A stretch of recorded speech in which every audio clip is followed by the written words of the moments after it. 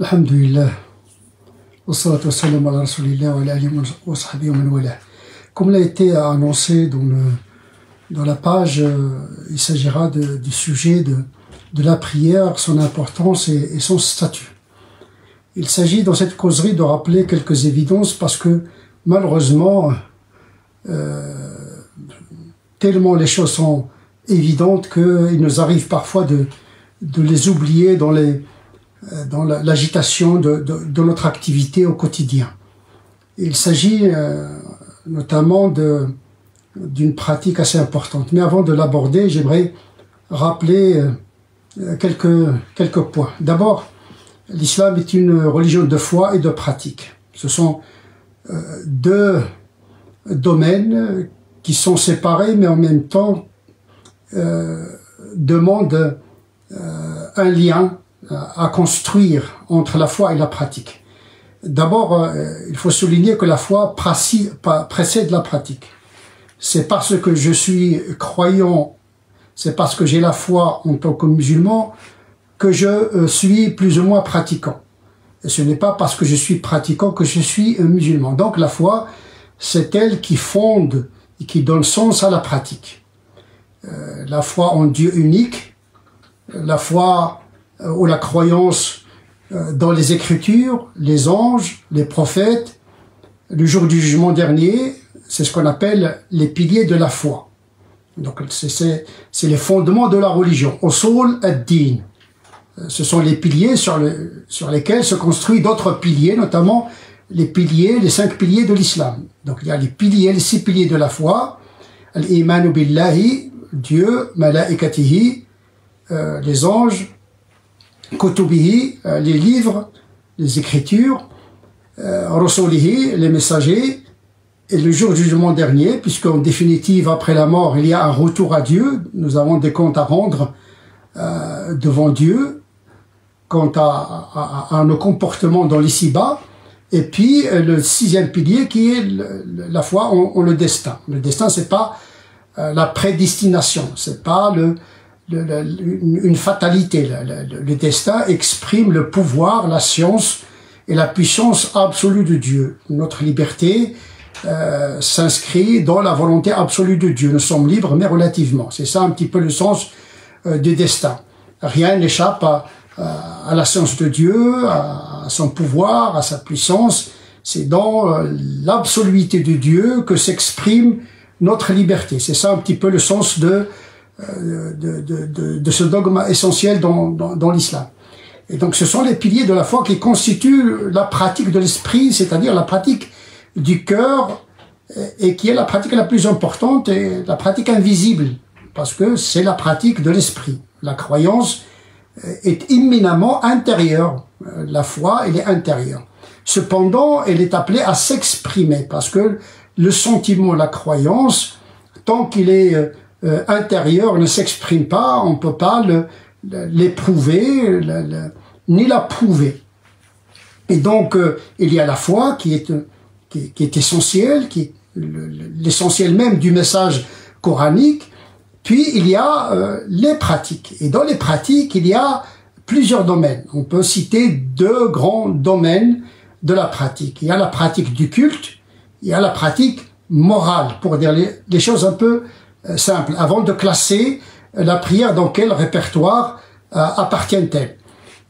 Donc, il y a le culte.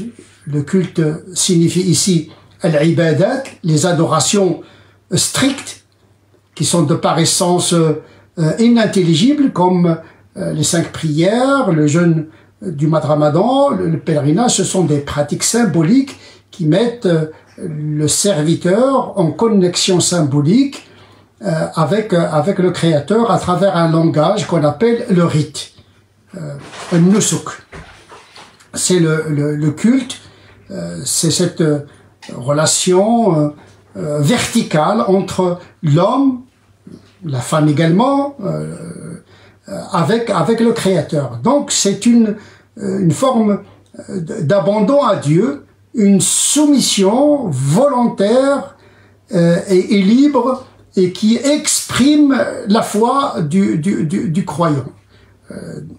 Et donc le premier pilier des pratiques vient le double témoignage, double attestation de la foi. Ashhadu an la ilaha illallah wa ashhadu anna Muhammadan Rasulullah. C'est la première pratique qui annonce l'appartenance à une communauté spirituelle, l'unicité du Dieu et la prophétie du prophète Mohammed sallallahu alayhi wa sallam. Donc il s'agit de la première pratique visible. Donc les pratiques généralement sont des pratiques visibles. Bien sûr, il y a d'autres pratiques qui sont invisibles. On les verra dans les autres causeries qui vont suivre et qui sont en rapport avec la notion de la prière, mais la prière intérieure qui n'est pas visible forcément, c'est la prière du cœur. Là, on va parler de la prière du corps comme une manifestation d'adoration au Dieu unique, c'est-à-dire rendre le culte à Dieu uniquement. On n'adore personne si ce n'est qu'Allah subhanahu wa ta'ala. Donc, il y a le culte qui est des pratiques et qui mettent en contact direct avec le ciel. Il y a les 5 prières, il y a le jeûne du mois de Ramadan, il y a le pèlerinage qui sont vraiment des itérations strictes, c'est un devoir de Dieu. C'est un droit divin d'une certaine manière. On prie Dieu, on jeûne pour Dieu, on fait le pèlerinage pour Dieu. Et puis il y a le domaine des pratiques horizontales, le mariage, le commerce, ce qui est permis de faire, ce qui n'est pas permis de faire. C'est le domaine horizontal, relationnel des pratiques. Mais après la foi vient, dans son expression visible, les 5 piliers de l'islam, dont la prière constitue le deuxième pilier, les 5 prières canoniques. Et donc, la prière canonique ne fait pas partie des dogmes de la foi, elle fait partie des pratiques cultuelles.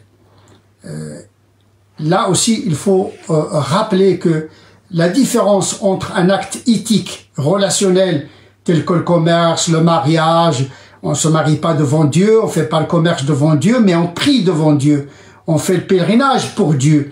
Donc il y a 2 répertoires, 2 domaines qu'il faudrait distinguer. Il y a d'abord la foi et les pratiques, et dans les pratiques, il y a le culte qui est rendu à Dieu, et puis il y a le relationnel, c'est-à-dire ce que nous devons faire envers nous-mêmes, envers notre famille, envers la société, en matière de morale notamment. Donc le culte, c'est pas la morale forcément. La morale, c'est une obligation religieuse. La morale, c'est un domaine où il y a des obligations morales, mais l'obligation morale n'est pas forcément l'obligation cultuelle. L'obligation cultuelle exige l'intention, contrairement à l'obligation morale.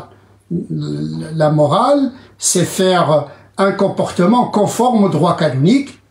Bien sûr, l'intention est très importante, mais là, c'est pas l'intention cultuelle. C'est l'intention de donner sens à l'acte moral. Par contre, l'intention cultuelle consiste à faire l'acte pour Dieu, uniquement pour Dieu, sans lui associer aucune autre créature. L'adoration se fait pour Dieu uniquement. On prie Dieu uniquement, on ne prie pas Dieu et les autres. Sinon, on tomberait dans ce qu'on appelle shirk, l'associationnisme. D'ailleurs, c'était le polythéisme, l'associationnisme des païens, des polythéistes avant l'islam. Ils adoraient les statues pour que les statues fassent la médiation. Ce sont des déités médianes entre les Arabes pré-islamiques et Dieu.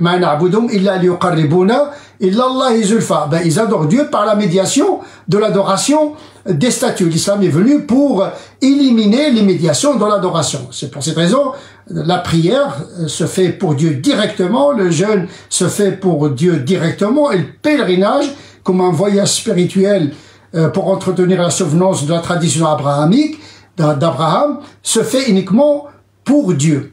La prière relève de ce répertoire. On fait les 5 prières pour Dieu. Donc il n'y a pas de médiation. L'imam, quand il dirige la prière, il ne fait que diriger la prière. C'est pas une médiation entre nous et Dieu, puisque la prière est une relation verticale, directe, avec la transcendance. Donc la prière, c'est un ensemble de gestes symboliques qui s'effectuent dans des moments, des segments de temps bien prescrit. Inna salata kanat ala al-mu'minina kitaban mawquta. Comme le reste du culte, ce sont des pratiques cycliques. Il y a les 5 prières quotidiennes, il y a le jeûne annuel, et puis il y a le pèlerinage qui revient chaque année. Donc le propre du culte, c'est d'entretenir la souvenance de Dieu. Dhikr, wa la dhikrullahi akbar. La plus grande pratique dans la vie spirituelle du musulman, c'est toujours garder la pensée, dans sa pensée, la présence de Dieu. D'une certaine manière, la prière ne valide pas la foi, mais nourrit la foi. La pratique n'oblitère pas la foi. C'est la foi qui donne sens à la pratique. Par contre, on a besoin de la pratique pour entretenir la flamme de la foi. Quand on délaisse la prière, il y a une forte probabilité d'oublier Dieu dans les tumultes et dans les activités quotidiennes. C'est la grande pratique de l'islam. Celui qui arrive à respecter les 5 prières, le reste lui sera plus ou moins facile. C'est la première entreprise spirituelle du musulman. Ça demande une concentration pour ne pas oublier cette obligation. Comme il y a des obligations sociales, il y a des activités professionnelles, il y a les études, il y a les loisirs, eh bien il y a dans la vie du musulman au quotidien une activité qui s'appelle une activité spirituelle, à savoir la prière, 5 prières par jour. S'il y a un symbole qui pourrait incarner la symbolique de l'islam, ce serait bien la prière. C'est le symbole des croyants musulmans. Hablullah il-matin, c'est la corde solide qui entretient le lien avec la transcendance. C'est pour cette raison que la prière vient en deuxième lieu comme pratique, parce qu'elle est très importante. Elle permet justement de nourrir la foi au quotidien, de ne pas s'égarer dans l'errance des activités, la consommation, les tentations. Nous vivons plus que jamais dans un monde incertain. On a besoin de repères dans notre vie.